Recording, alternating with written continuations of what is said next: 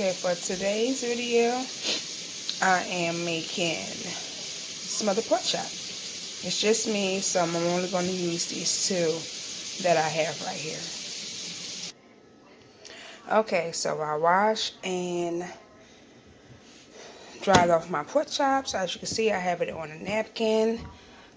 These are the seasonings I will be using: chili powder, garlic salt, Larry's, lemon, curry, and parsley. I normally put, and black pepper. So I normally put the parsley on last, just before I put it in the pan. Like normally on one side. I normally don't do parsley on both sides of my pork chop. So I'm gonna put a little bit of oil in the pan. I do not use flour on my pork chops. Actually, a lot of my meat, my chicken and stuff, I really don't use flour. I don't know, it's good without the flour. So I am going to try to season my pork chop because somebody said they can't see me seasoning my food. So I'm going to put a little bit of black pepper, scoop some, put a bit of garlic, chili powder. I love smoked paprika and I couldn't find nothing, so that's about the closest I'm going to get to it. A little bit Larry. See, if you don't go too heavy-handed, or you don't use salt, our salt, you can use as many options of seasoning to season your food. So I season that side, I'm going to season the other side and put some oil in my pan to get it hot. So I seasoned the other side. As you can see, I added the parsley. So when I put it in the pan, parsley side up. And here I have my pan heating up. I do not use that much grease, so I'm going to let it heat up nice and hot before I add my pork chop to the pan. Okay, so my pan is hot, and the reason I know that because my oil is starting to get a little dark.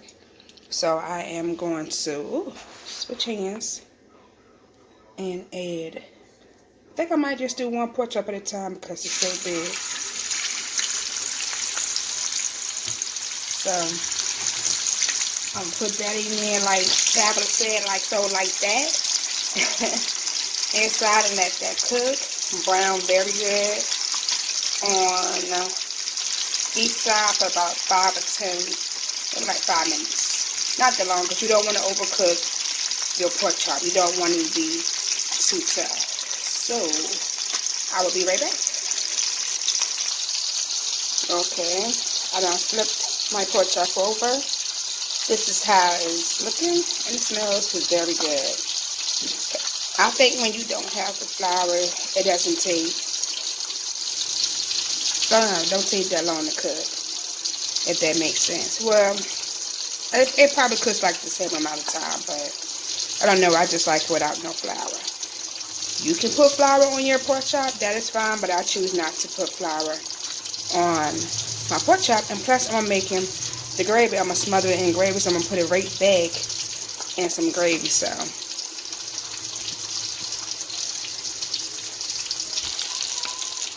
I flipped it over one more time, let it cook for like 30 more seconds, and then I'm going to take it out.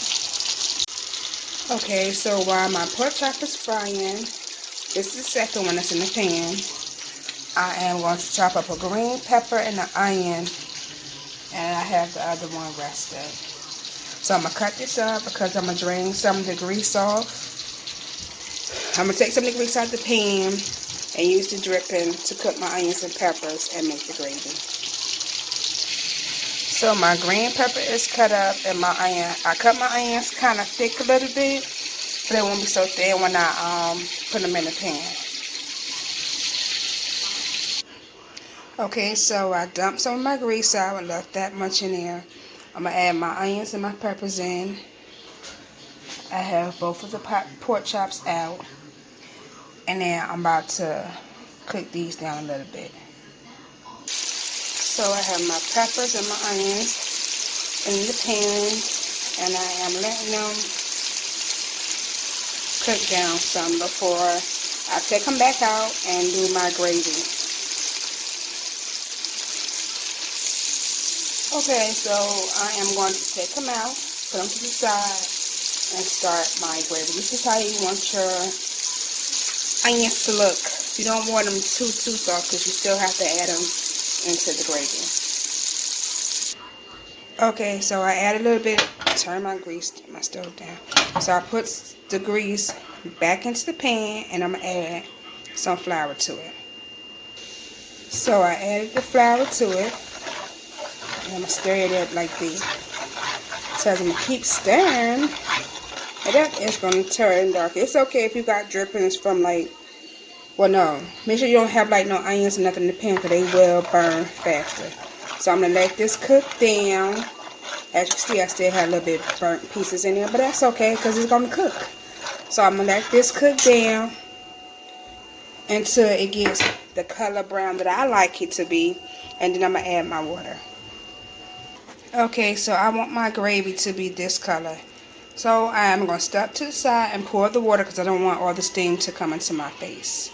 See, I added the water. As you can see, the flour and the grease got a little thick. That's what you call a roux. So I'm going to add a little bit more water. I don't want too much gravy. It's just only me. So put a little bit more water in the pan. And then once I do that, I'm seasoning a little bit more black pepper and season. So always taste your gravy. You don't want to over season, and then you don't want to have a bland gravy. So I'm going to add a little bit more cup of water. And then I add my pork chop back in. Okay, so this is how my gravy is looking. Switch hands. It's not too watery, still a little thick, how I like it. So I'm going to add the pork chops and the onions back into it. Alright, so I have both of my pork chops in. I'm going to flip them over so they both can have the gravy all over it. And then turn your fire down. And add your peppers and your onions back into it. Okay, there you have it. Smothered pork chops with gravy, onions, and green peppers. Hope you like this video. It was quick and easy. I forgot who asked me to do this video, but I hope you like it and follow the recipe. And I haven't had smothered pork chops since my mom was alive, so this is about to be good as hell. Excuse my language.